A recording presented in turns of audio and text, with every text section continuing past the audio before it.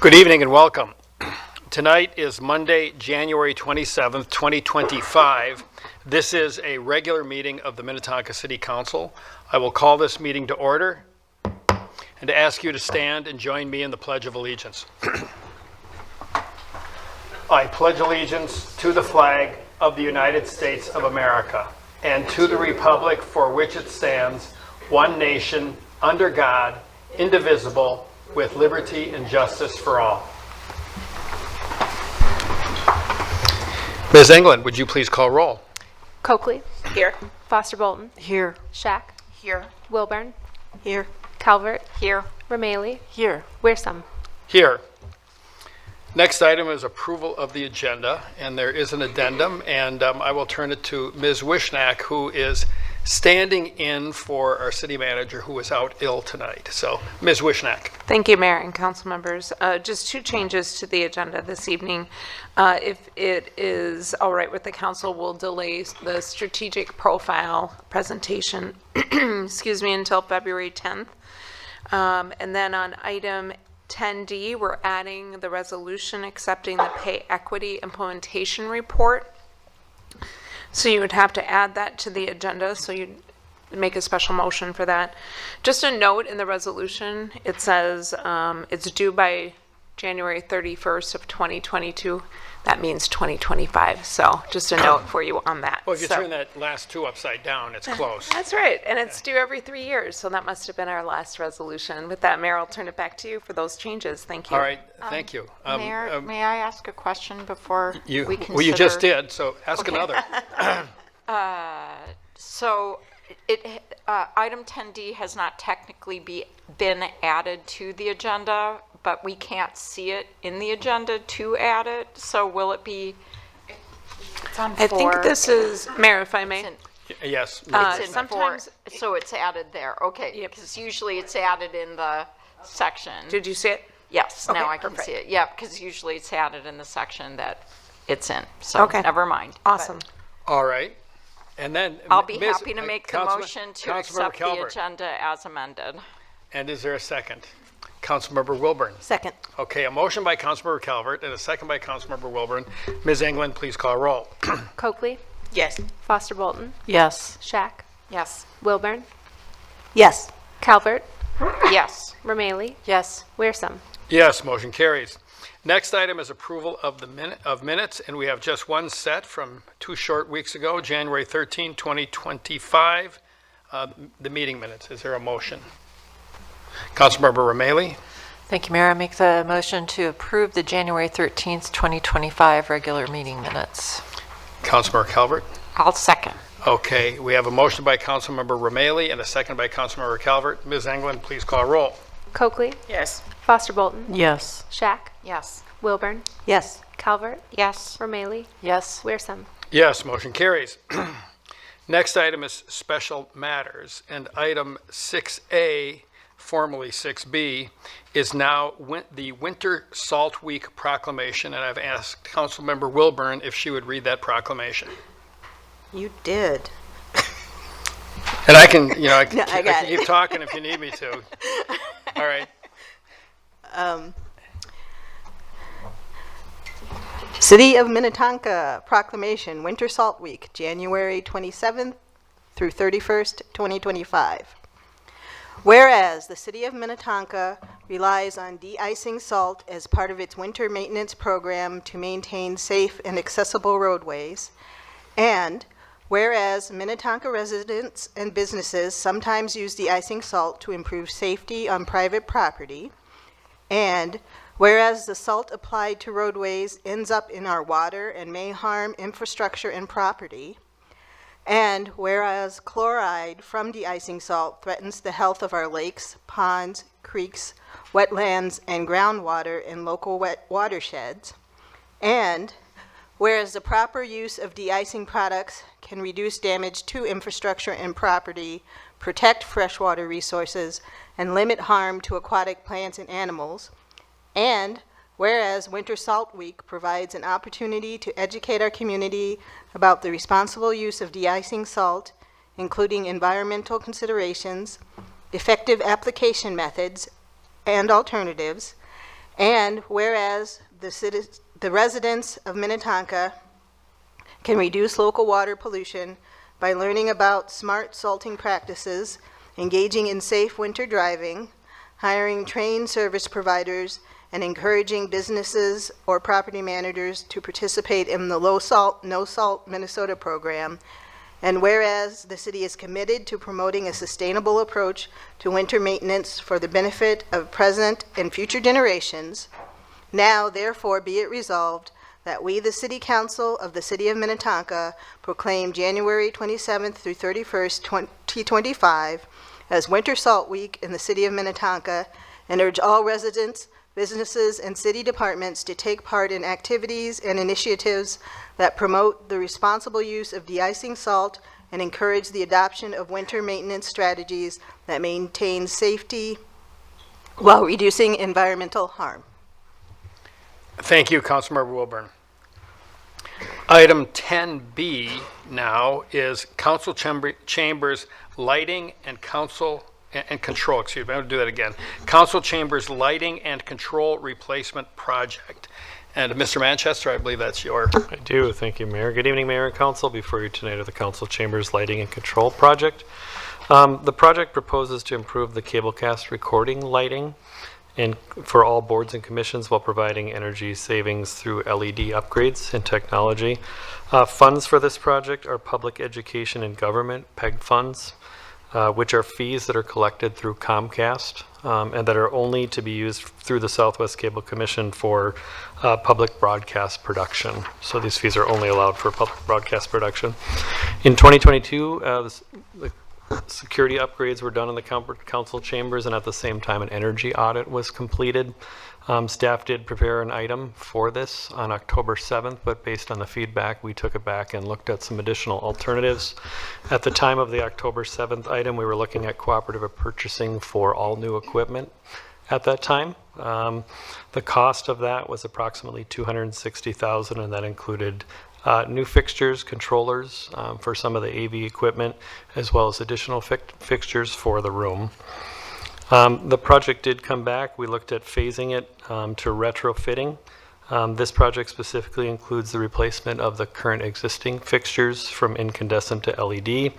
And individually, it would allow us to individually control them, each fixture with new capabilities for the broadcast, addition of a dimmer panel, and then power controls, as well as lighting.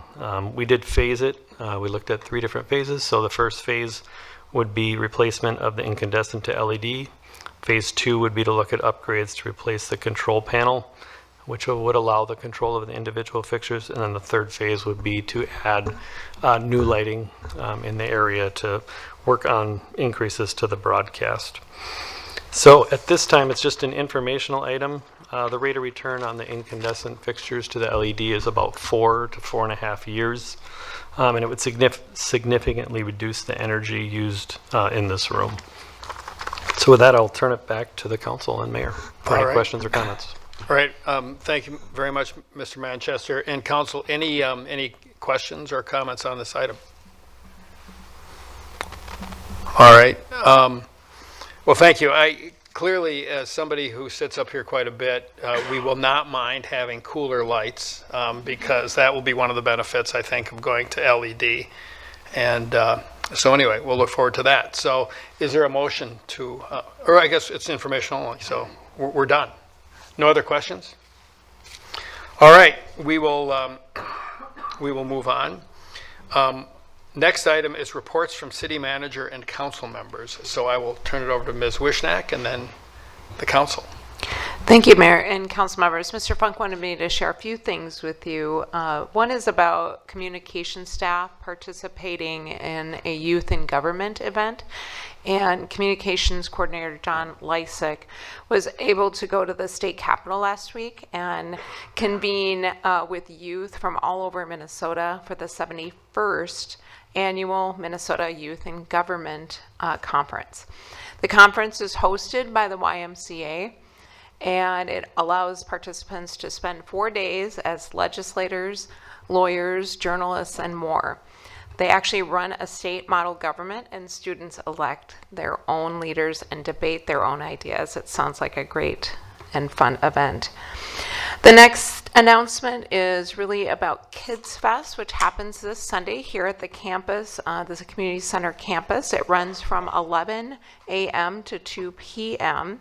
and there are a lot of indoor-outdoor activities, so things like horse-drawn trolley rides, ice carving, kids dance, DJ, bonfires, s'mores, face painting, and a lot more that's not listed on this announcement. But be sure that if you're coming to the event that you dress for indoor and outdoor weather, that activities are subject to change up until the last moment, depending on how we're doing on weather.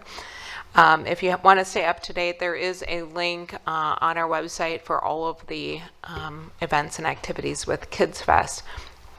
Just another note, this event is sponsored by the Sleepy Tigers Chinese Immersion Learning Center. And then lastly, we wanted to share some really great news about facility manager Kevin Moss, who's actually in the audience this evening. He recently received his Sustainability Facility Professional Credential. And if you're not familiar with that, the focus of that program is really about strategies and tactics aimed at improving operational efficiency and using more sustainable focused approaches to his work. So we're happy to have him have that credential and be a part of our staff. With that, Mayor, I'll turn it back to you. Thank you, Ms. Wishnak. Council, any reports that any of you would like to make? Councilmember Calvert. Thank you, Mayor.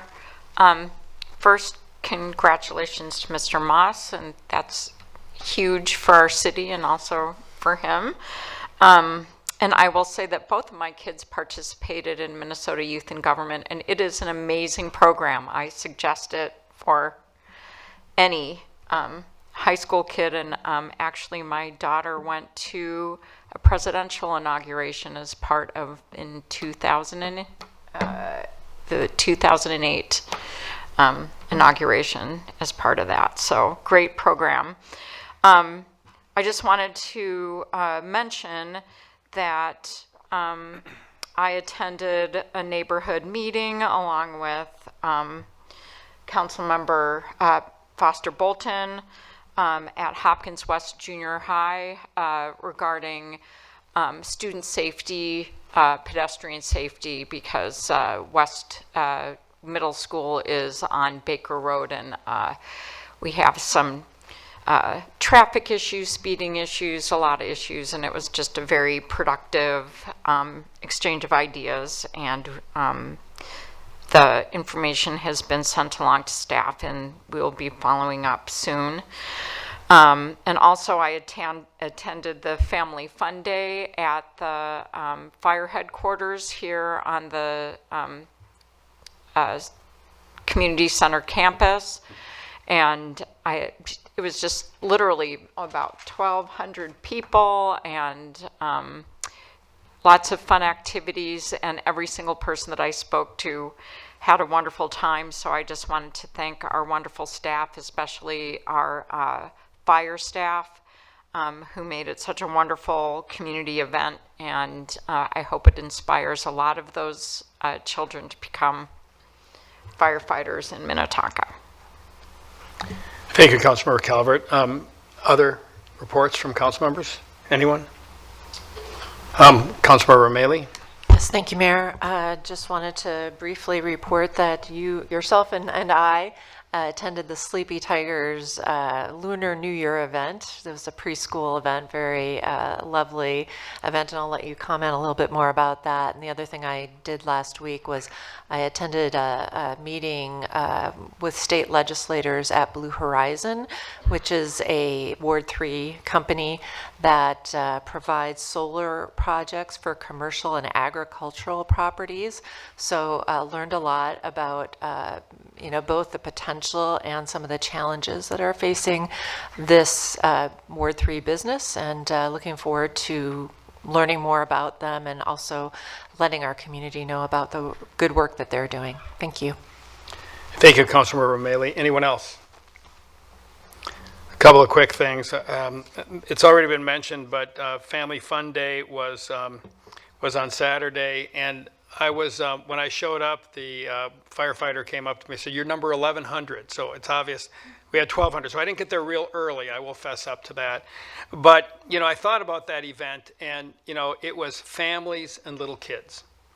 And when you think about, I remember when we had little kids, and it's winter, and you're going nuts. Having an event to take your kids and have them get excited, learn about the city, and see the fire trucks and see the firefighters and get a free bowl of chili, that's a pretty nice event. And I want to thank our firefighting staff for their enthusiasm and for putting that on, taking time out of their weekend. Although firefighters spend a lot of time at the firehouse on the weekend, but it was just a very nice event, and I'm very appreciative of that. As Councilmember Romali said, we got to attend the Chinese New Year celebration at the Sleepy Tigers Chinese Immersion School, which is housed in the Lutheran Church along Highway or on Minnetonka Boulevard. And again, a nice event. They really appreciate it when we show up, and it was very, very engaging. The kids were cute, and they had a nice program. And then the other thing I wanted to mention was on Friday, Mr. Funk and I and our Fire Chief Fox attended a meeting that Commissioner Hennepin County Commissioner Heather Edelson put together with fire chiefs and city officials from Hopkins, Minnetonka, and a couple of other cities, and to talk about EMS services. And EMS is a challenging area. We house various Hennepin County EMS ambulances in our city, but that is not a service that is per se provided by our city, but we still respond to a lot of emergency medical calls. And we have some concerns about how we coordinate with Hennepin County, and I appreciate Commissioner Edelson for pulling that meeting together. We will have more meetings because there are a number of issues as we grapple with how to, response times are so critical in EMS, and we're always looking for ways to improve. So it was a productive meeting. It was a good conversation, but we didn't settle things. We have more conversation to take place, and those meetings will happen in the future, but I wanted to mention that. So that's all I've got. So we will move on to the next agenda item, which is citizens wishing to discuss matters not on the agenda. So this is an open mic opportunity. And if anyone wants to come forward, tell us what you want us to know. We do not take action on that tonight. We'll refer it to staff. You will get feedback, just not tonight. So if you have something you'd like to share with us that's not on the agenda, come forward, state your name and address, and we'll listen to what you have to say. Is there anyone?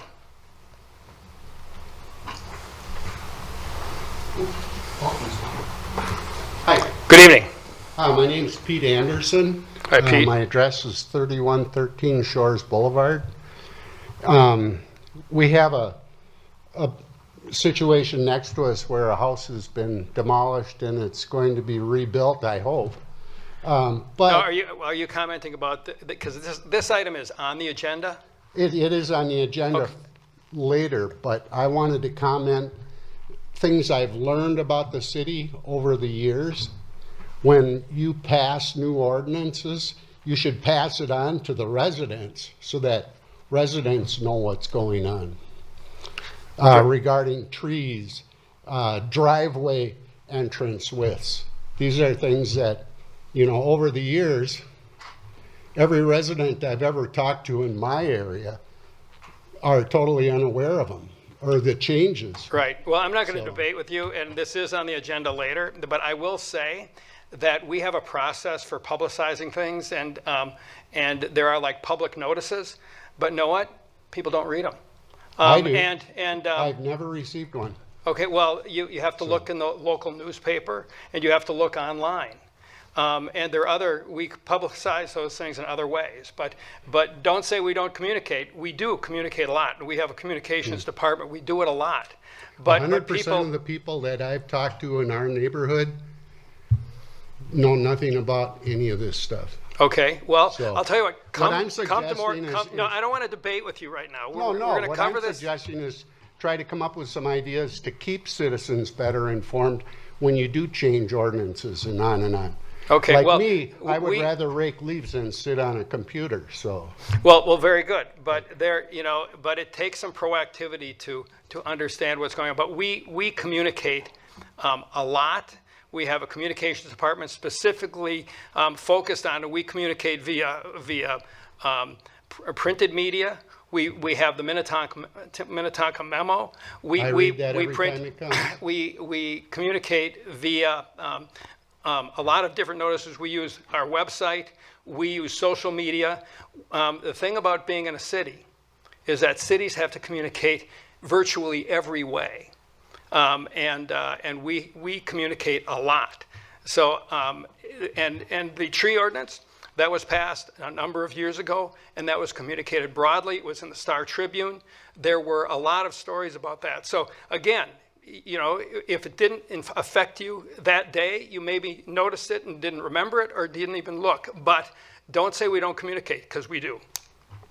Okay, well, You're right you have a right to your opinion, but I'll tell you what, I know for a fact that this city communicates. okay. Is there anyone else? All right, seeing no one, we will move on.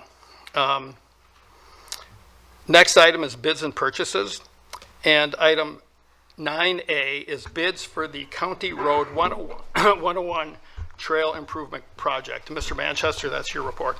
I do, thank you, Mayor. Good evening again, Mayor and Council, for your other bids for the County Road 101 Trail Improvement Project. The project originally proposes to replace the deteriorated 8-foot trail along the west side of County Road 101 from Hutchins to Ridgewood Road.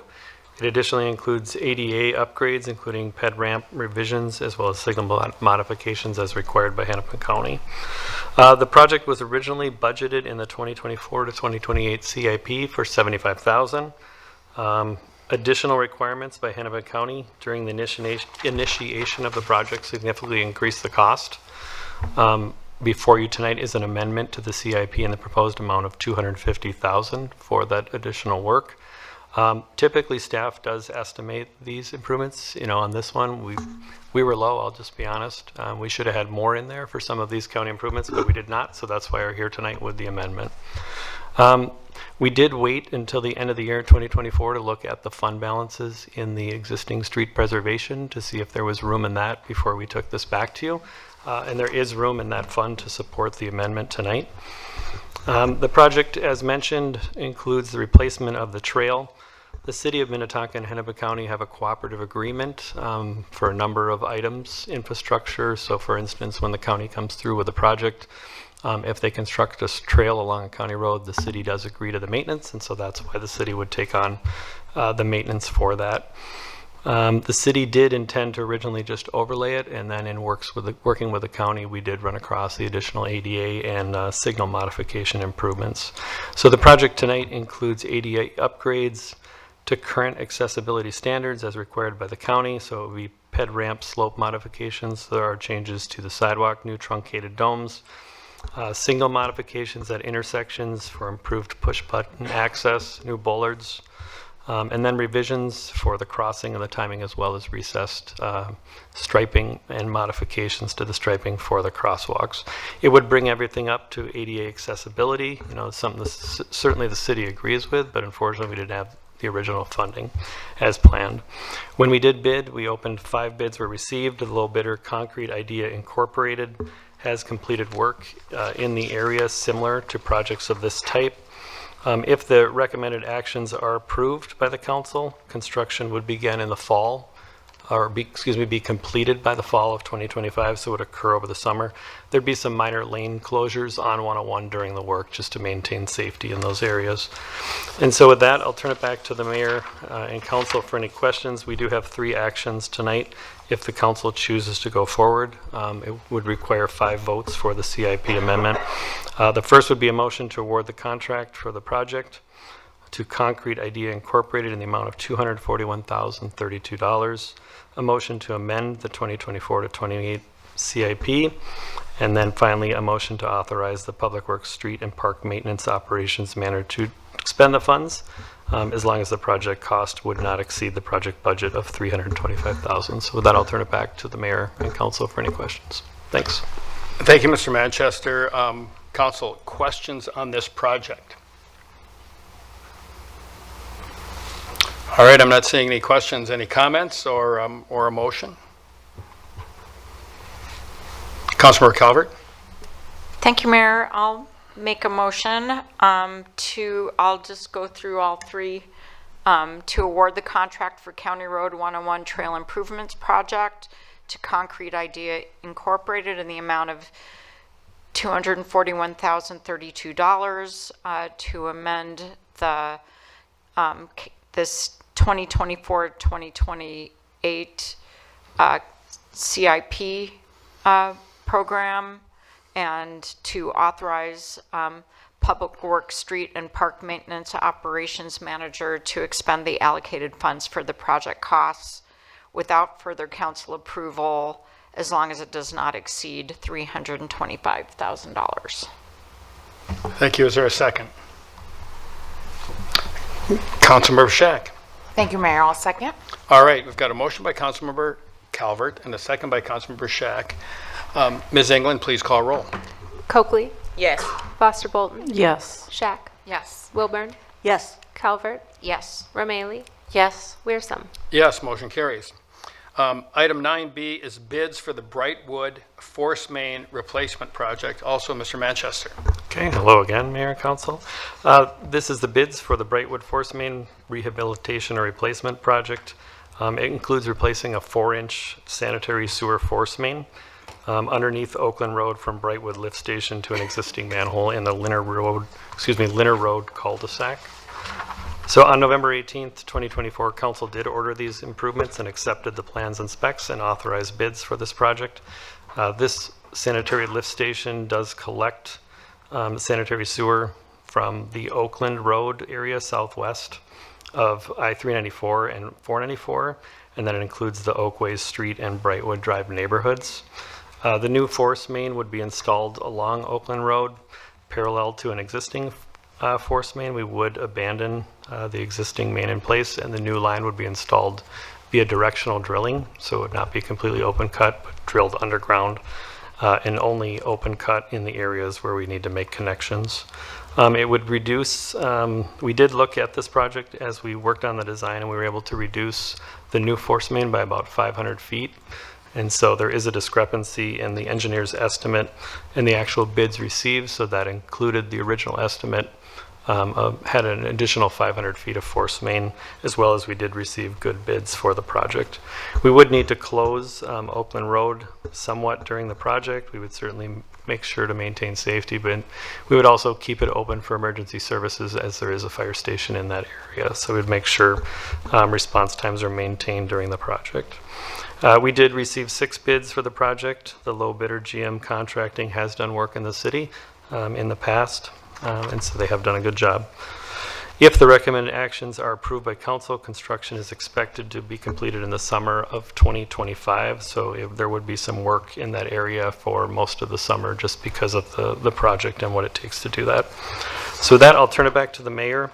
There are 2 actions tonight requiring 4 votes. So a motion to award the contract for the Brightwood Force Main Project 24907 to GM Contracting in the amount of $326,018.54. And then a motion to authorize the Deputy Public Works Director to expend the allocated funds, provided the project costs do not exceed the project budget of $500,000. So I'll turn it back to the mayor for any questions. Thanks. Thank you, Mr. Manchester. Council, any questions on this project? Councilmember Romaily, thank you. Excuse me.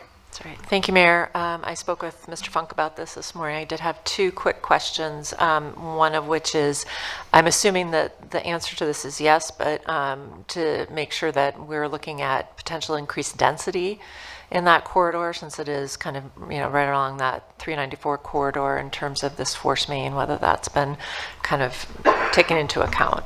Yeah, Councilmember Romaily, Mayor and Council, yes, it has. Okay. And the second one is that the original 500, that seems to be a pretty large contingency. Are you foreseeing any, cost overages from the estimate?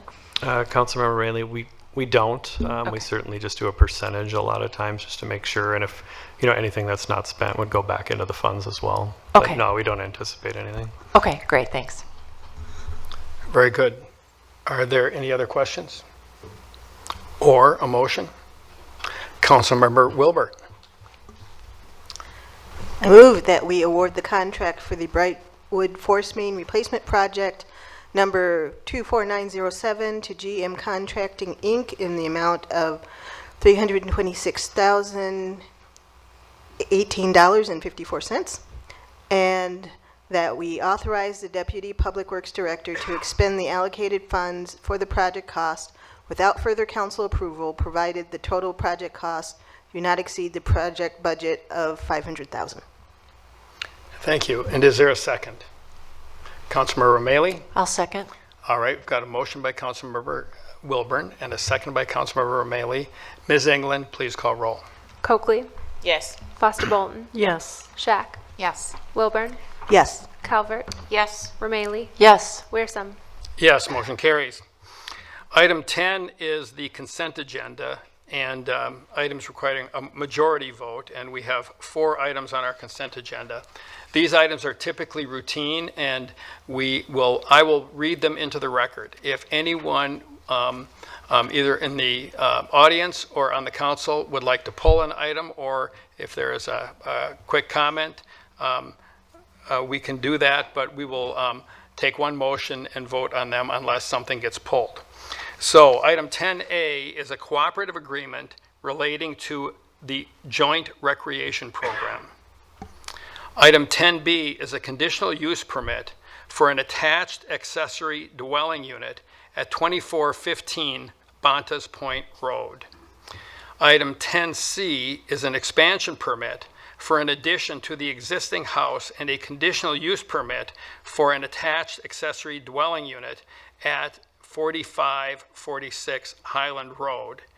And then item 10D, which was added with the addendum, is to accept the pay equity report. Does anyone want to pull anything, or is there a motion? Councilmember Calvert. Thanks, Mayor. I'd like to make the motion to accept consent agenda items 10A, 10B, 10C, and 10D. Is there a second? Councilmember Shack? Thank you, Mayor. I'll second. All right, we've got a motion by Councilmember Calvert, a second by Councilmember Shack. Ms. England, please call roll. Coakley. Yes. Foster Bolton. Yes. Shack. Yes. Wilburn. Yes. Calvert. Yes. Romalee. Yes. Wearsum. Yes, motion carries. Item 11 is a consent agenda items requiring 5 votes, and we have none of those tonight, which brings us to item 12, introduction of ordinances. And 12A is an ordinance repealing section 110 of the Minnetonka City Code relating to campaign disclosures. And Ms. Heine, I believe that's your report. Mayor and members of the council, this is the introduction of an ordinance that would repeal section 110 of the city code. This section deals with required reports that council member candidates, ballot their committees, and ballot question committees are required to file with the city clerk. The ordinance in large part duplicates provisions that are in state law. And the state law also requires all of those entities, or did require those, the candidates and committees to file the reports with the city clerk. The only difference between the city ordinance and the state law is that the city required the report to be filed if any committee or candidate had more than $50 in expenditures or revenues, and then that would trigger the requirement to file the initial report. The state law requirement is $750. That's the primary difference between the two provisions, the state law and the city ordinance. The city ordinance also includes a requirement to report real property ownership, which is not a requirement under the state law, but that duplicates in large part a provision that applies to the members of the council and board and commission members who have to report their ownership. So in this past legislative session, the legislature amended the statute, and now ballot question committees no longer have to file reports with the city clerk. Instead, they are required to file reports with the Campaign Finance Practices Board. So, because of that change, our ordinance has been confusing to some candidates in the past anyway, because it duplicates state law except for that $50 requirement. The state has their own form that all of the informational materials we provide directs you to the state form, but because we have a $50 limit and the state form refers to a $750 limit, we have our own form. And so that has been confusing to candidates. Now it will be even more confusing because ballot question committees under our ordinance would still be required to file this financial disclosure with the city, but then separately by state law they would have to file with the Campaign Finance Practices Board. The city staff is recommending that you just repeal the ordinance. The $50 limit is outdated.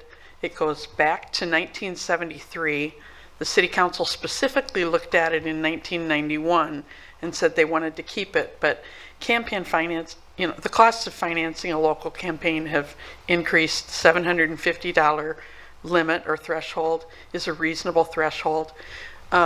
Eliminating this ordinance will allow the ballot question committees to only file their report with the Campaign Finance Practices Board, and we will provide them with the information that the state provides on that. And then the local candidates and their committees will still file with the city clerk because the state law says you have to file with the city clerk, but you'll be able to use the state form. And so we're really hoping this will reduce some duplication of effort and some of the confusion that we've had in the past. Thank you, Ms. Heine. Any questions, Council? Councilmember Wilburn. Well, you answered one of my questions, so thank you. I'm wondering, with the if we were to repeal the ordinance, and the ballot question committees filing with the Campaign Finance Board, would the city be made aware when those filings take place, so that, like, when a ballot question comes up, that we know that proper paperwork has been filed? So the filings with the Campaign Finance Practices Board, I'm not aware of a requirement that they would have to notify the city, but they're public, just like we make our finance filings public. And so it would be readily accessible by anybody who wanted to know, have they filed their financial disclosures. Thank you. Other questions or comments? Councilor Shack? Thank you, Mayor. As somebody who reads these kinds of things for a living, ordinances and statutes, as a new candidate who had never run a campaign before, when I ran my first campaign, and it was just a little tiny campaign and I didn't have a lot of help, it was really confusing. And I think this will go a long way to streamline that and make it a little more straightforward. And there was a candidate who was committed to running for under $50 in the last election round, but that's totally unrealistic. And so I think $750 consistent with the state makes a lot of sense. Any other comments? Councilor O'Malley? Thank you, Mary. Hallelujah. Thank you. Thank you, staff. I second that. Anyone else? What they said. You know, I have a couple of quick comments. I mean, I think simplifying makes all the sense in the world, and because the one thing about, you know, a lot of things that we do, we have experience. But when you run for office, a lot of people are running for the first time, and it is a fire hose experience, and you're not clear, and so then have to have redundancy in some of these reports. I think simplifying makes all the sense in the world.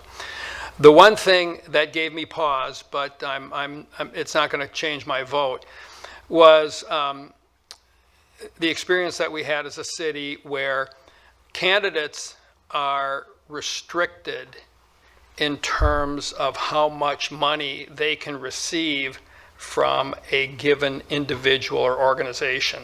Candidates are restricted, but ballot questions are not.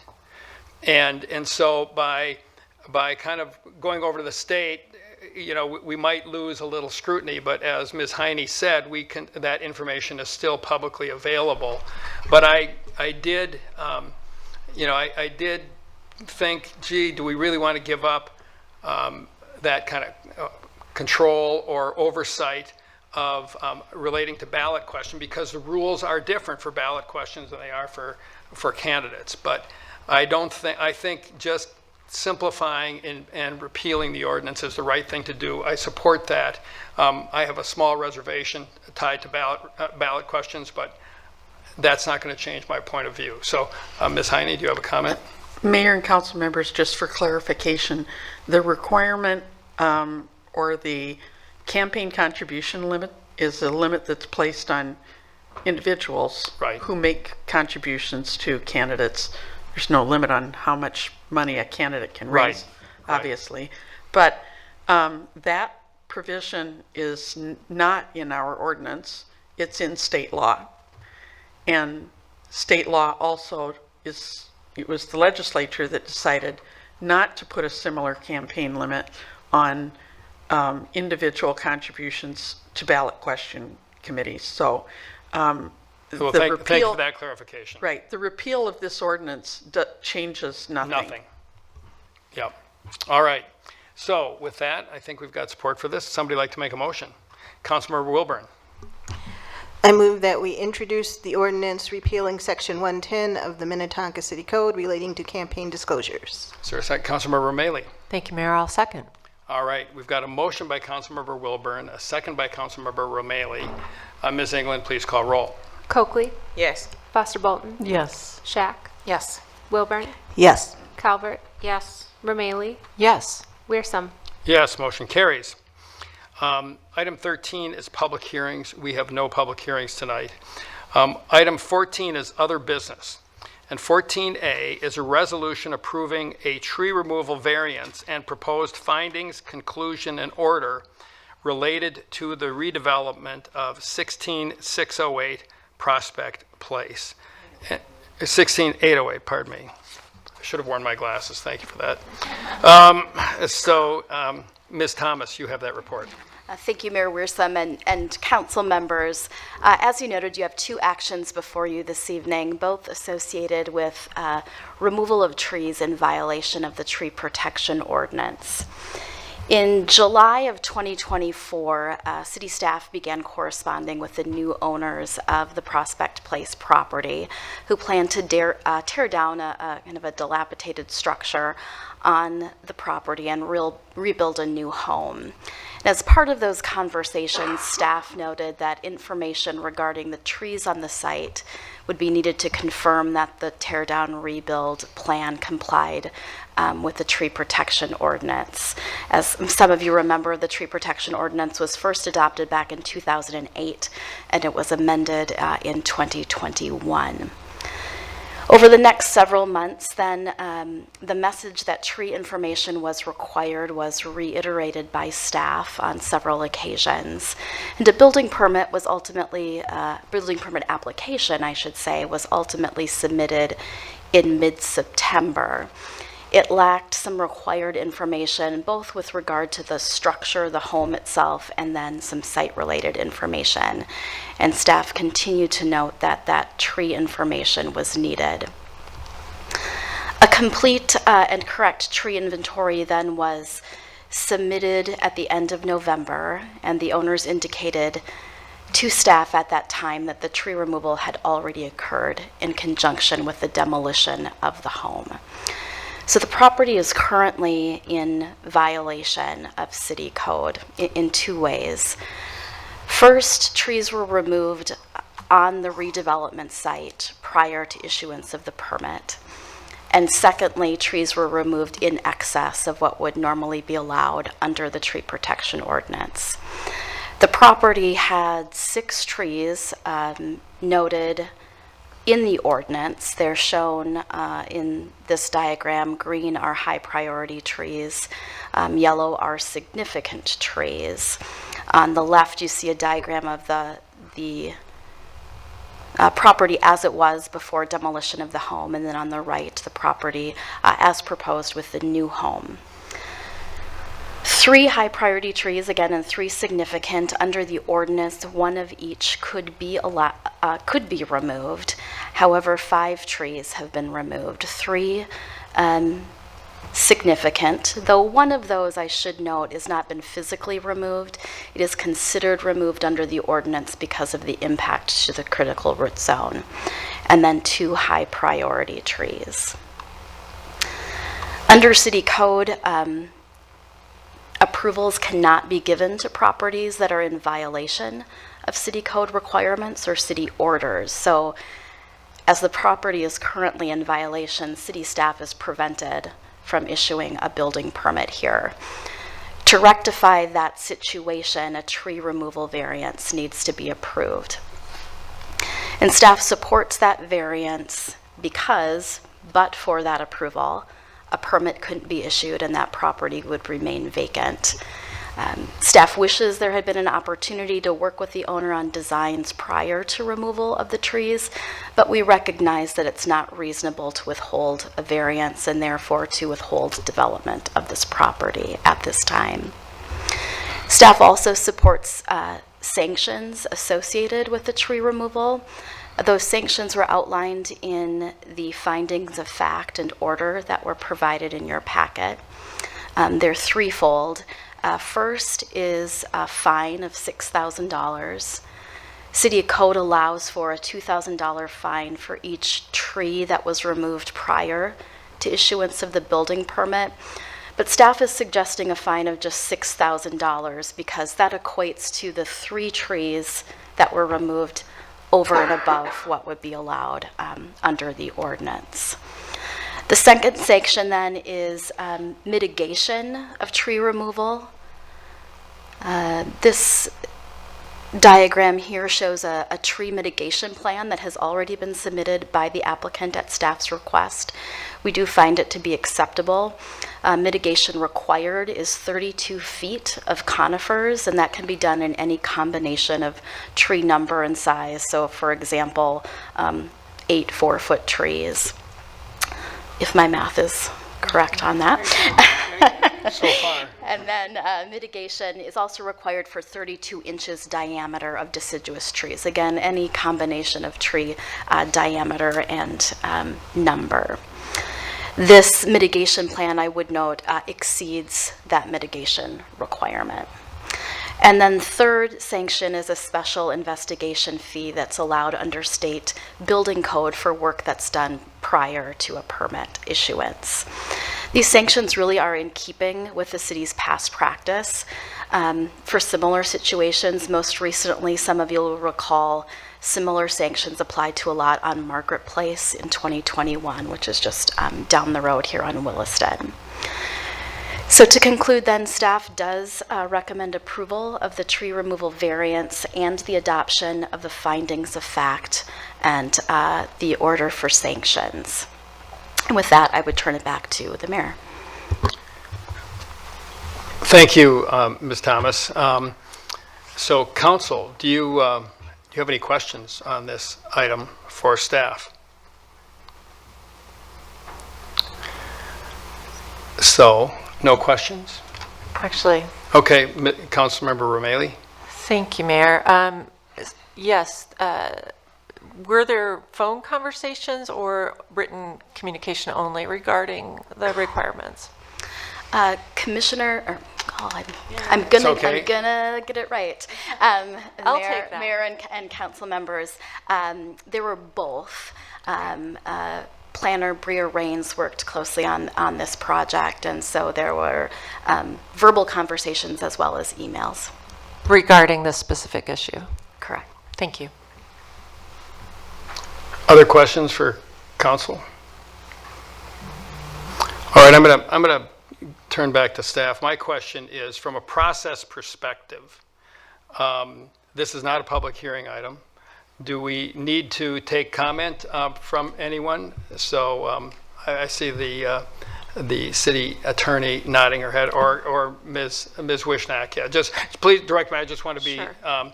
clear on process. Sure. Mayor, it's always your prerogative, of course, to allow speakers or not on an agenda item. The public hearing was held at the Planning Commission, and we had quite a few people provide testimony. I know you have watched the meeting and have read the minutes for the meeting. So with that, Mayor, it's just up to you at that point how you handle the rest of the meeting. All right. Well, thank you for that. So we've dealt with the questions. We haven't dealt with council comments yet. So if there's if the applicant would like to come forward and state your case, please do that. I'm not going to take public comment other than yours, but please come forward and let us know what you want us to know. Good evening. So Todd Coleman, and I own 16808 Prospect Place. Whoops, sorry. With my wife Alyssa, who is behind me in front of you. I want to start by saying the same thing that I said to the Planning Commission. When you see this, it looks like we are really bad, tree-cutting, horrible people, okay? We made a mistake. That is the fact. We made a mistake. And I am very, very sorry for that mistake that we made. No question. We made a mistake. And I don't contest that, and I'm not here to debate that. I'm here to ask for forgiveness, number one, okay? And I want to tell you a little bit about who we are. We have two boys that are in college. We're building this house kind of as an empty nester house. And when we got married a little over 25 years ago, we lived in Minnetonka, really close by. And through a series of circumstances, we ended up in Plymouth and then in Orono. And we always had the idea that we'd like to make it back here. We really like it here. And so when this house came on the market, we bid on it, and we put in a very, I think, a fair bid, but a heavy bid, and we got the house with the idea that we would tear it down and build a new one. Well, neither my wife and I have ever built a house, and we've never torn down a house. But we spent the better part of the summer and fall cleaning that house and the garage and the shed. Just to give you a little insight, it was owned by the Department of Justice, or it was listed by the Department of Justice. Somebody had lived there that hadn't paid taxes in many years, is my understanding. And they didn't leave it in optimal shape for us, okay? So we felt bad for the neighbors. We did. And believe me when I tell you this, we spent hours there cleaning. And it wasn't just the house and the garage and the shed, it was the yard. And I brought some pictures additional to, just so you guys could see. It became a dump of sorts. People dropped furniture off there. It was horrible, okay? And so we spent a lot of time there. And with the time that we spent there, we got to know the neighbors. And, we even asked them what type of house, if you were building, what would you build in this neighborhood? We thought we wanted a main floor living. We wanted to get the neighborhood's opinion, okay? And that was overwhelmingly what they said. Nobody said they wanted a two-story there, okay? So, and something I think you should know about us, we don't dislike trees. We obey laws and rules. When we lived in Plymouth, we had two trees that were in real dire straits. We had an apple tree in the front, and we had a weeping willow in the back. And the apple tree had something called apple scab, and then something else called black rot. I'm not an expert in any of this, but I just recall this, and I called Rainbow Tree Care out, and they took care of the problem. And it was over $3,000 to save a little apple tree. But it was we planted that. It was a special little apple tree. I liked it. The weeping willow had been there over 60 years, and it split in half in a storm. And it was suggested that we chop that tree down.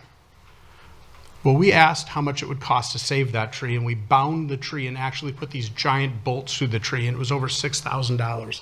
But the tree had been there over 60 years. We weren't going to be the reason that tree came down. We are people that respect nature and especially love trees.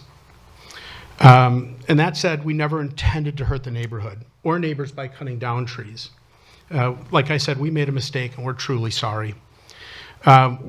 Like I said before, we're building our first house, and this isn't our area of expertise. And I will tell you this. After reading your ordinance, it is very clear. It is very, very clear. We rushed, probably looking back and at I think our mistake, we rushed to get that lot cleaned and get the house off the lot. And I just, can I just give you some pictures? Provide the pictures there, and then they can be projected. To Ms. Wishnak.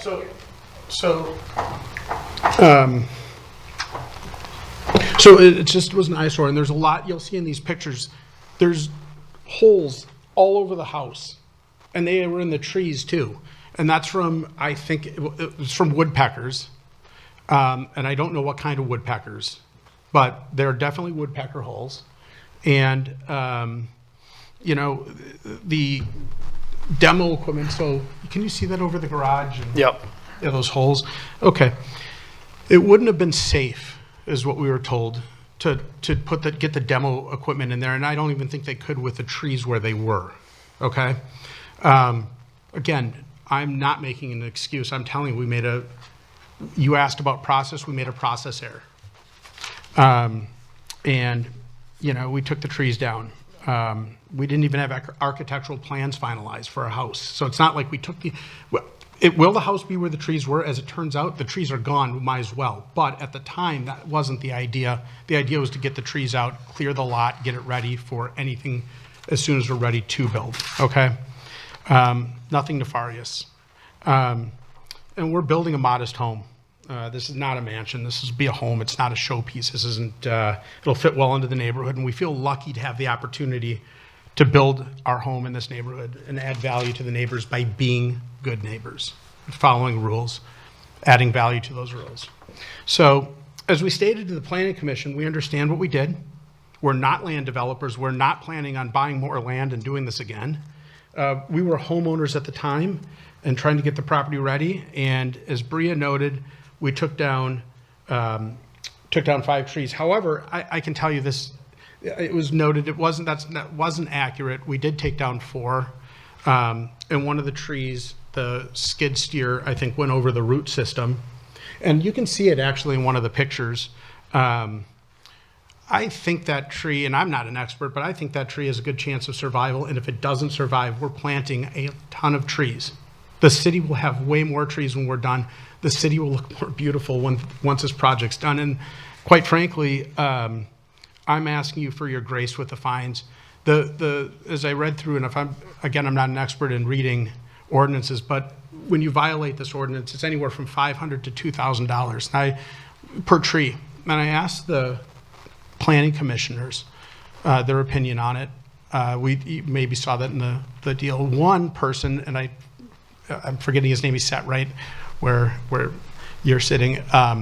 He said he agrees with the fine, that it should be $2,000. It should be, I think, more of a deterrent for others, right? Again, I think it's a great deterrent, especially for developers, right? This is a 0.28 acre lot. Let's not overthink, it's a small lot. But the rest of them agreed that it should be lower than $2,000 per tree. I just asked for grace and asked for reasonable, and whatever you guys think and whatever you say, we're your new neighbors. We're not going to be a problem. I'm going to pay your fine. But I ask, please be reasonable. It's a lot. We have already, it's cost us dearly, as you can imagine. And it's, again, my fault. So I come to you with a mea culpa. I'm sorry. It won't happen again with any rule or any regulation or any ordinance. So we're not bad people. We are good people, and we will be good neighbors. Okay? Thank you, Mr. Kalman. Appreciate it. Did I pronounce your name right? Yeah, Kalman? Kalman, yeah. Kalman? Yes, Kalman. thank you. I want to get it right. Thank you. Thank you. All right. So, thank you so much. I will bring it back to the council. And council comments. Oh, Councilmember Wilburn. So, Mr. Coleman, I don't, without speaking for anyone else, I don't think anyone is accusing you of being a terrible person. I don't think that. And all of us, I think, appreciate that the property will be better served to have a nice home on it rather than one that's falling apart. I appreciate all that, and I understand you being told that the trees need to be out of the way for equipment to get. I understand all of that. Where I'm struggling is when we see all the communications that came from staff, and specifically that first one that says, I can't confirm if the tree removal will meet the tree protection ordinance without the inventory, which was the first, or one of the first communications, and then just repeated, we don't have the tree inventory, we don't have the tree inventory, we don't have the tree inventory. That's where I'm struggling to figure out how that was lost on you. Well, we're not going to debate it now. No. Okay. Well, I'll tell you what.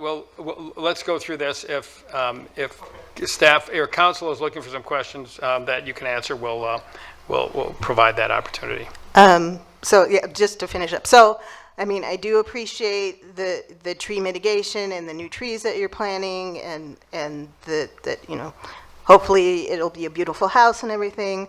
At this point, I'm inclined to go with staff's recommendation in that these fines fall in line with previous fines in similar situations, and sort of keeping the consistency. I don't know how much of a deterrent it is, because I don't know how.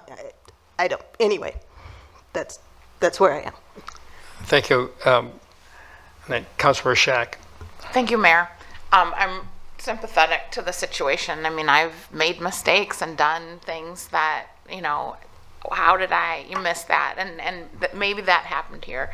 My biggest concern is we make these terribly difficult decisions about the tree ordinance variances multiple times a year. And one of the things that I always know in my head, and we've talked about, is that there are, people who operate under, and I'm not suggesting this is you, but, ask for forgiveness rather than permission.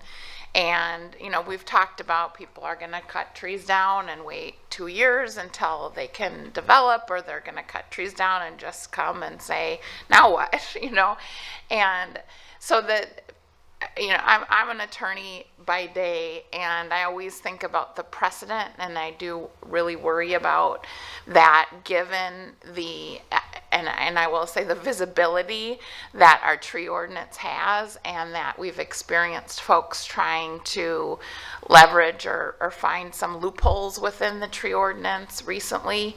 And so it's very difficult for me from that perspective to say we're in a position to negotiate regarding what the parameters of the ordinance are. So for that reason, not because I'm not sympathetic to the situation, but I'm not hearing a compelling reason to, maybe we would have issued a variance anyway. I don't know how that would have gone here. Staff would have really worked on the site planning, and we might have had a different conversation. But I can't find a good reason to deviate at this point. So I'm going to support the staff's recommendation. Other comments, Councilor Calvert? Thank you, Mayor. Yeah, I agree with the previous comments, and I appreciate the applicant's contrition, and but I'm looking at the supplemental background report. So July of last year, planning staff had a preliminary meeting with you, And then in September, they sent an email requesting tree information, which they didn't get. And then on September 20th, they asked for the same tree information. Then on September 24th, a demolition permit was approved to remove the existing home and garage from the site.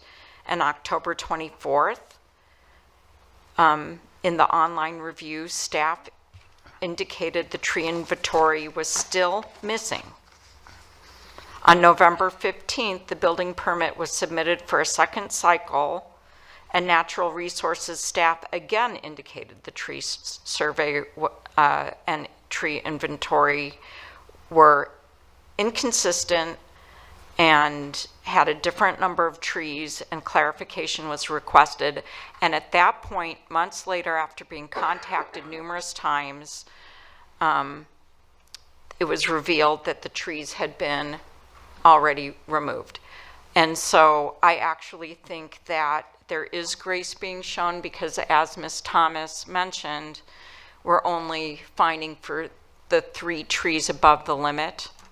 And so I believe that grace is being shown, and I agree with everything that Councilmember Shack mentioned about setting precedent. You know, it's really hard.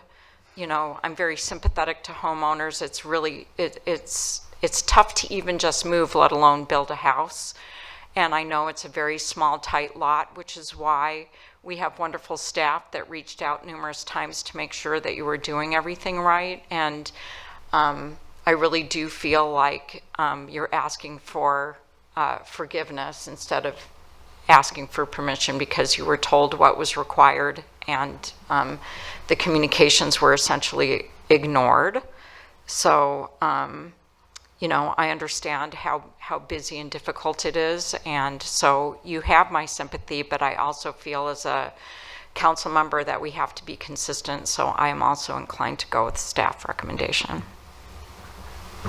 Other comments? Councilmember Foster Bolton.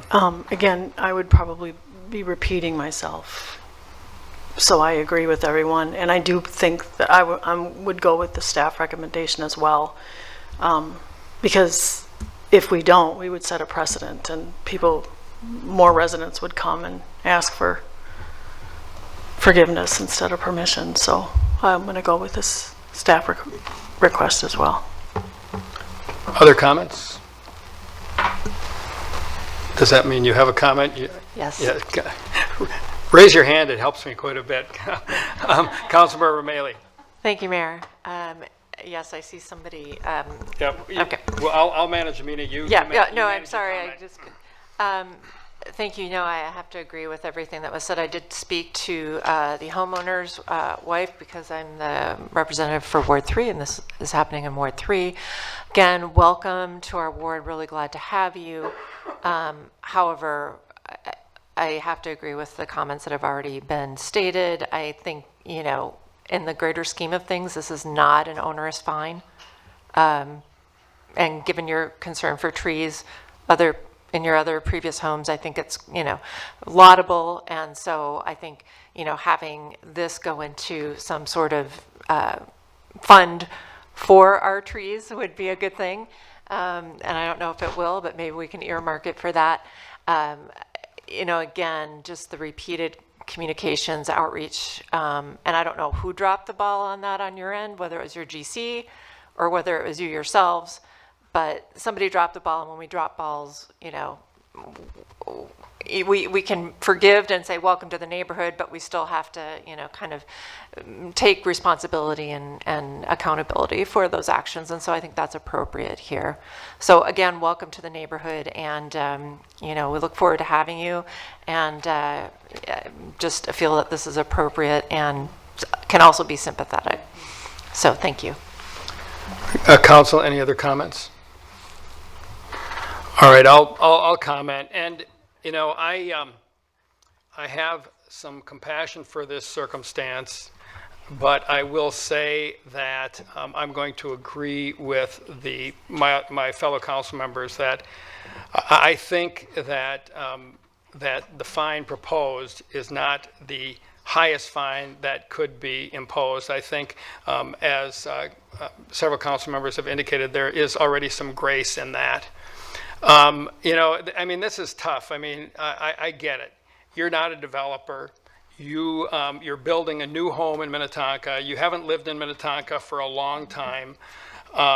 You know, all our ordinances are available on the website. Our charter is, and all of our ordinances are there. But, you know, when you're doing things for the first time, you're not experienced. I mean, I had a lot in another state that I was going to build a home on, and I happened to find another place that was already built, and I gave up on my plan because it's just a lot. It's overwhelming, and it always costs. It will, I guarantee you, it's going to cost you more than you plan on, not less. I totally get that. However, the reason I'm going to agree with my my fellow council members is one. I think some grace has already been extended. But two, if this were an isolated case and we never had to deal with developers who look at every chink in our armor, who don't like our tree ordinance, are looking for ways to get around it, who you're not the first person who's cut trees down before the permission was granted. We have developers who, you know, beg for forgiveness rather than ask for permission. And I'm not accusing you of that. I believe your mistakes were innocent, but I also believe that there was communication that could have taken place, and the unintended consequences of us deviating from the staff recommendation, which is reasonable, you know, uncomfortable, I get it, but reasonable. And, you know, I would just like to, so I'm going to agree with my fellow council members and say that the fine recommended and the action recommended by the staff is appropriate. And you know, and I feel like I'm talking on both sides of my mouth, but, you know, we're glad to have you in Minnetonka. It probably doesn't feel like it right now, but you know, our tree ordinance, I've spent 100 hours as a council member working on this tree ordinance over the years I've been on the council. I mean, Minnetonka as a city, our residents, we, and you too, take trees seriously. We have a 58% tree canopy. It's the highest in the metro. I brag about that quite a bit. And it might be 57, it might be 59, but I mean, it's in the ballpark, and trees are just a fundamental part of our values. So as much as I hate to say, well, welcome to Minnetonka, but we're sticking with the fine, I think consistency demands that we do that. And it's not personal, it's business, if you will, and we hope that you have a great experience in Minnetonka, even though this is a kind of a painful hiccup or a bump in the road on the path there. So. You may.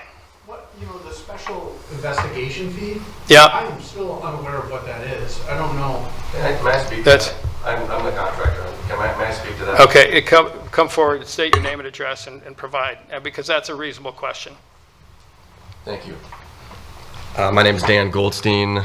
My address is 15528 Holdridge Road East in Wayzata. It's actually Minnetonka. I'm a Minnetonka resident as well. I also have a 5-year-old and a 3-year-old. We go to the fire truck stuff too. We have a really good time there. It's great. Well, we have one coming up on Saturday. So I can't wait. Yeah, we'll be there. So, I actually want to talk about this special investigation fee. So I own A10 Builders. We're the contractor on this. We do a lot of work in Minnetonka. We probably have 3 open permits with you guys right now. You know, we try to be compliant. We want to be compliant. We want to keep doing business here. Would you mind pulling up the other screen that shows the agenda? Or the special investigation fee? It's okay. We can get it. Do you guys know what a special investigation fee is, if I may ask? Ms. Wishneck or Ms. Thomas? Sure. Mayor. Yeah, go ahead. I'm asking you guys. Yeah, well, you direct it to me, and then we talk to the people who really know the answer. Sure. Oh, you do? Well, I know she knows the answer. I want to know if you guys know what it is. Oh. Because I think it's critical. I think what they're really talking about here is a building permit fee, a double building permit fee. So what I wanted to just kind of go over with you guys is the way that this is laid out. Okay, so you know, when this all happened, we got communications from Bria that listed everything. It was a very big document from, talking about the Minnetonka Planning Commission. So it's a full document that you guys have seen, and then in there is also an additional document for what's going to be presented here, okay? And if we read that, it talks about exactly what this is saying. The recommended action here is motion to adopt a resolution approving a variance, findings of fact, conclusion, and order, okay? So the order, I believe, is the order of stipulation. Is that correct when it just says order? So I'm sorry, Mayor. Yes, no, that's right. Direct them here. I apologize. Right. Yeah. So if I may just run through the items in the order of stipulation that was presented to us, that would be presented to the Planning Commission real quick. It's 4 bullet points. It's the tree mitigation must be completed. All planting must be completed before the city will schedule final building inspections for the new house. The property owner must sign a maintenance agreement, which we have a couple questions for clarity on, but we can talk about that later. And then the property owner must pay a $6,000 fine. And that's it. So that's all that was read to us that was going to be presented at the Planning Commission. Okay, there's no discussion in here about a special investigation fee. And then it says underneath that, staff recommend that the City Council adopt the resolution approving the tree removal variance and the order of stipulation, so those 4 bullet points, for the redevelopment of 16808 Prospect Place. That's it. Moving on to today, if we read through your guys' stuff, the document for before the City Council, it basically says the exact same thing. And you read the agenda again for today is just the findings of fact, conclusion, and order. So, I mean, if we just read the findings of fact, conclusion, and order, the findings of fact talks about everything that was talked about at the Planning Commission meeting. I'm going to flip over with the conclusions that the trees were removed in violation, we're aware, and that there's going to be a financial penalty based on that for $2,000 per tree. Okay. The order then lists off every single thing in order that was in the Planning Commission meeting. And so just to compare them, the order here for the City Council, so number 1 is the tree mitigation must be completed, and number 1 for the Planning Commission packet is tree mitigation is completed, okay? And then it's A, all planting must be completed before the city schedules a final building permit or building inspection, and that's number 2. And then B is the property owner must sign a maintenance agreement, that's number 3 in the Planning Commission packet. And then number 2 is a fine of $6,000 must be paid no later than January 2026. Okay, that's the 4th thing here. What we're missing is, if you flip the page, all of a sudden number 3, a special investigation fee doubling the building permit for work commenced without first obtaining a building permit. This is kind of snuck in here, okay? The building permit for this job is going to be just short of $12,000, okay? They're talking about doubling that on top of the $6,000. Okay, we're talking about being reasonable. I'm not sure if that is. What it cites here is a city code and a Minnesota code. The Minnesota code is 1300.0160. I'm just going to read that code for you. Okay, this is directly from the Minnesota State Code website. So work commencing before permit issuance. So if work for a permit is required before the code has commenced without first obtaining a permit, a special investigation shall be made before a permit can be issued. An investigation fee established by the municipality shall be collected whether or not a permit is issued and in addition to the required permit fees, but it may not exceed the permit fee.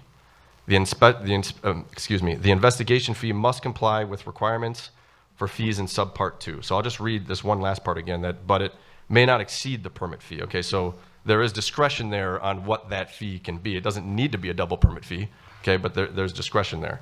So then it says it must comply with fees from subpart 2. Okay, subpart 2 reads, fees established by the municipality must be by legal means and must be fair, reasonable, and proportionate to the actual cost of the service for which this is imposed. I'm going to read that again.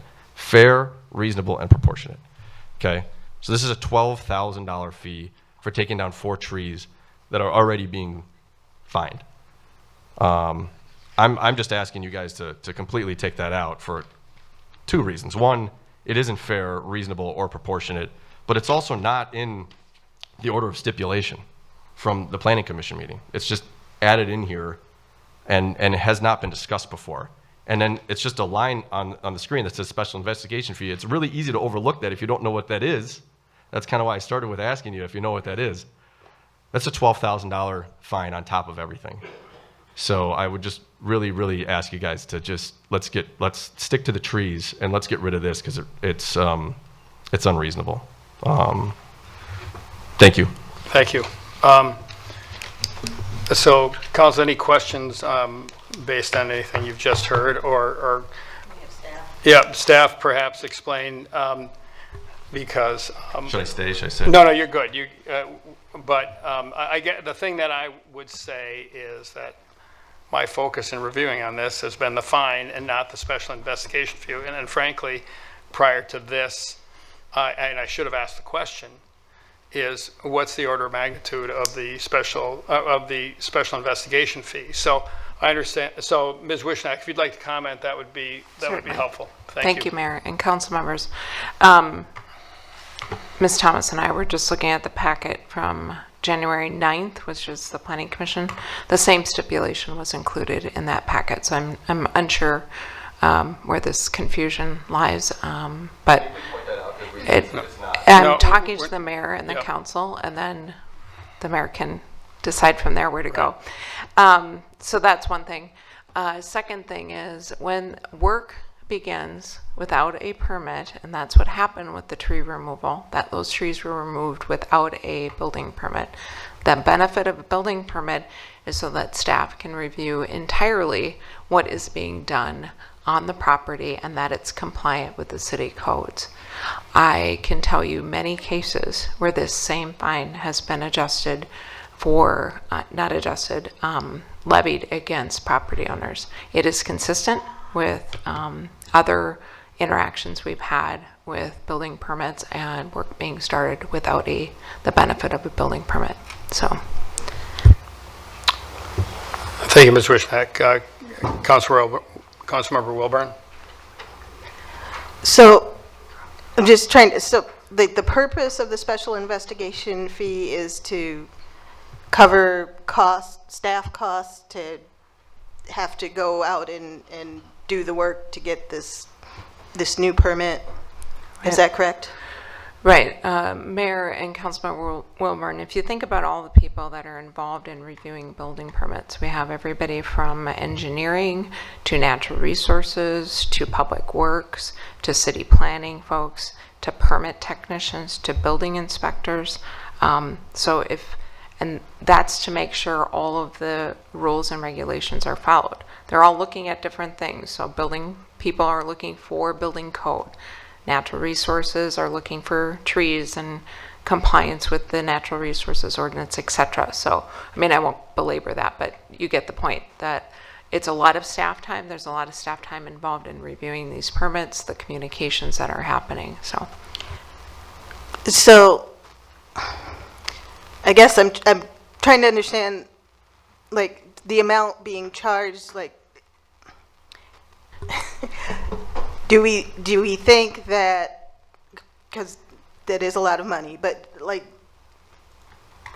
will both with the 24,000 total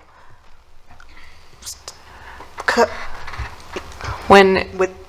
know what I'm trying to ask. When Mayor and Councilmember Wilburn, I think what's hard to guess at this point, and that's why you want to, when you have a stipulation like this, you leave it open until the building permit's actually finally approved by a building official, because there's a square foot price per square foot that has to be calculated, and then that equates into the building permit fee, which then helps figure out the final investigation fee. So it's not something that I can say today definitively because that process has not been completed. Got you. So the special investigation fee isn't actually set until the permit fee is actually issued. Gotcha. Yeah. Mm-hmm. Council, any other questions? Councilor Calvert. Thank you, Mayor. So I'm looking at the Planning Commission, I had to refresh my memory. I'm looking at the Planning Commission January 9th packet, and I don't see Are you on the online version? And I am on the staff report for the Coleman residents. So I'm on the staff report, and I see the order of stipulation, and I've read through everything, and I don't see. So we're in January 9th, Planning Commission packet. So hang on, she's navigating. 1 second.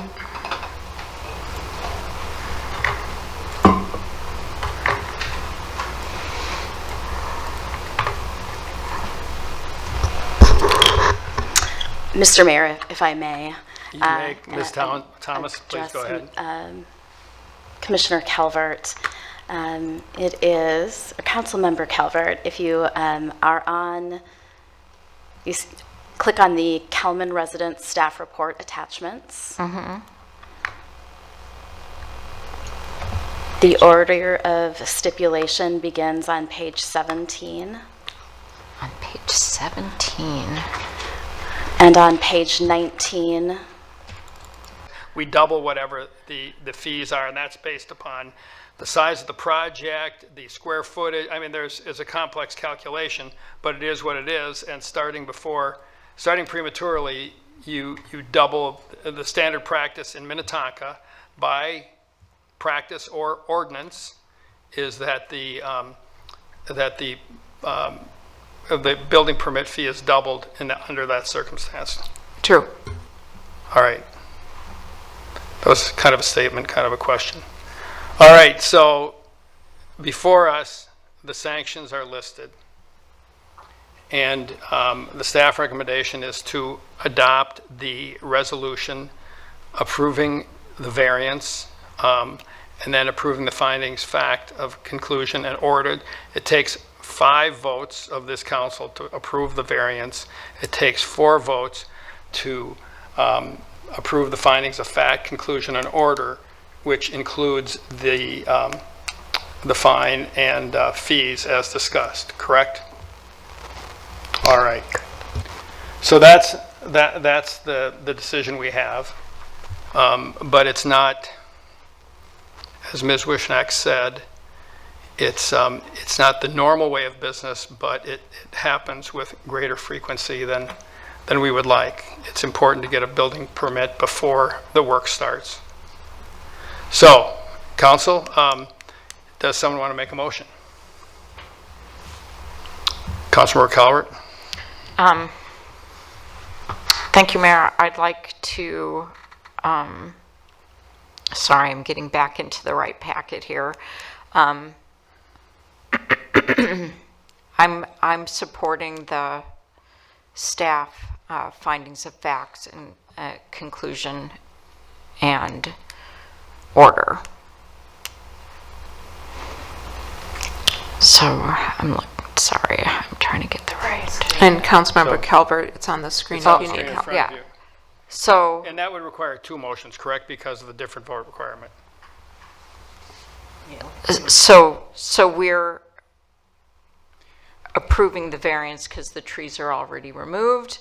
So I'd like to make the motion to adopt the resolution approving the variance and approve the findings of fact, conclusion, and order.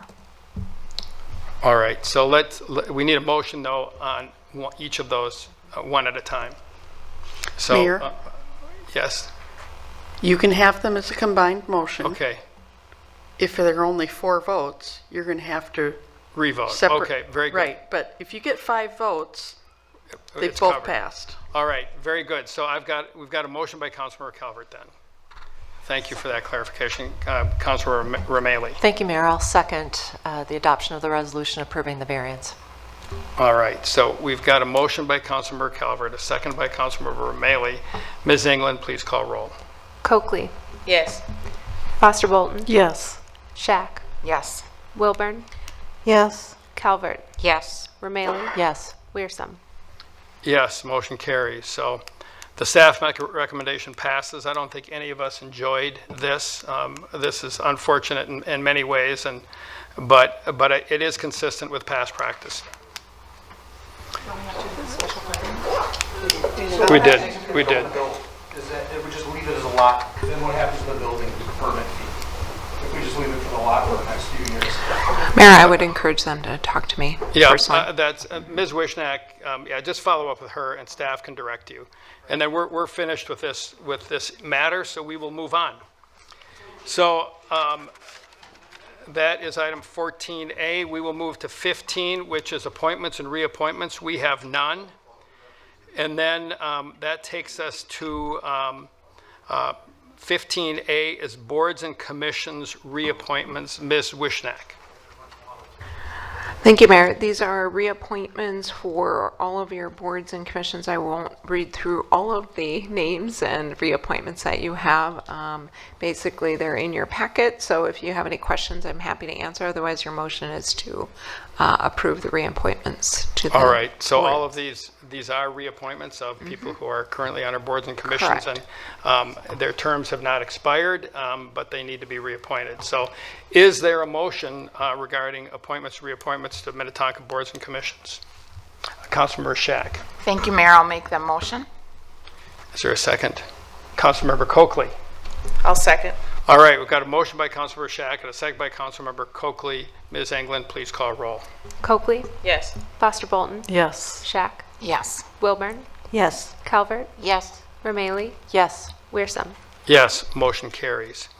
So the final item, and this one will take a little bit of extra effort, but we need to make the council member appointment to the zoning ordinance update work group.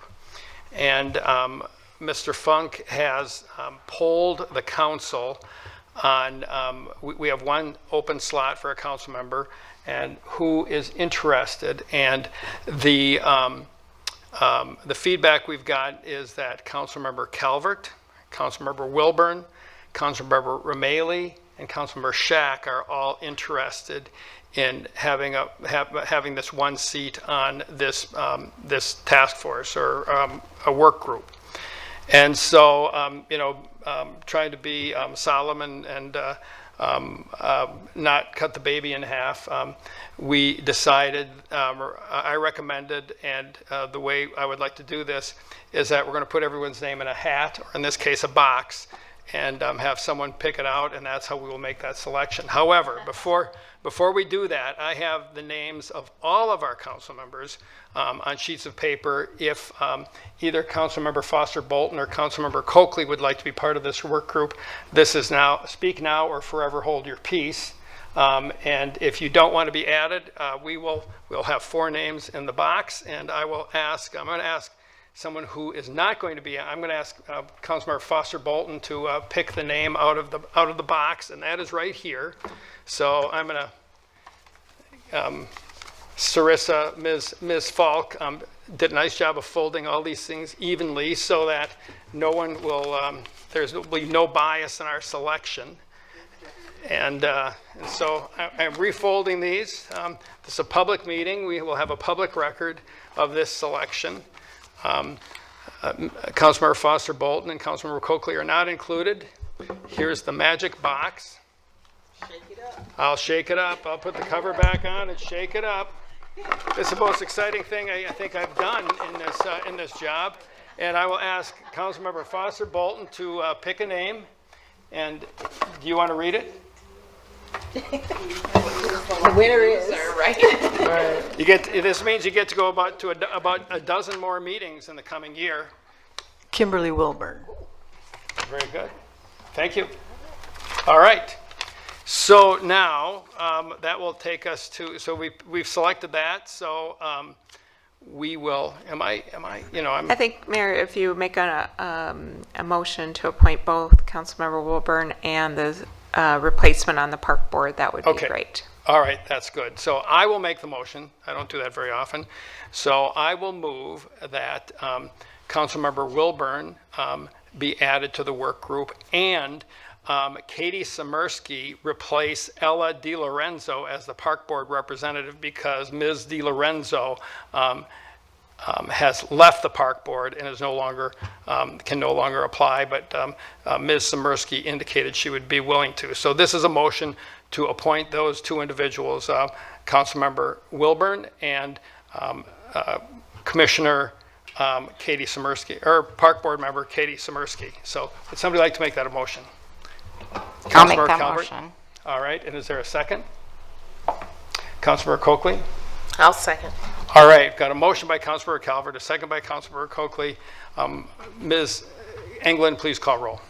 Coakley, Yes. Foster Bolton, Yes. Shack, Yes. Wilburn, Yes. Calvert, Yes. Romaili, Yes.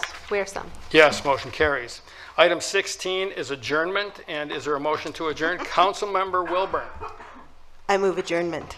is there a second? I'll second. Okay, a motion by Councilmember Wilburn and a second by Councilmember Romaili. All in favor say aye. Aye. We are adjourned.